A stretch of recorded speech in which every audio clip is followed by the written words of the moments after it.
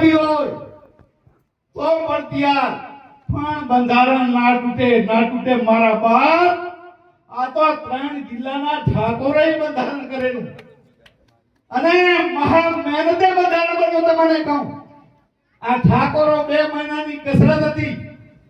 2 મહિના એમાં યોગદાન આપ્યું છે. શું કેટલા આયા, કેટલા જમ્યા, કેટલા ભૂખા ગયા, કોઈ ઉંકારો નથી કર્યો. એ આગો આવવાનો એ વ્યવસ્થા કરી હતી. અમે બધા ભેગા થયા અને અમે બંધારણને તોડીએ.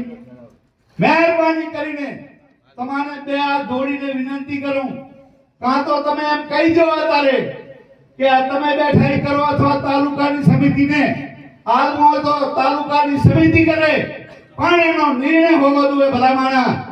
નકર તમે એમ કહી દો કે તમને ઠીક લાગે એ કરો, તો અમે જાહેરાત કરી ખેમજી, બરાબર ને? પણ મહેરબાની કરીને ઉઠી દેવાય નહીં. અને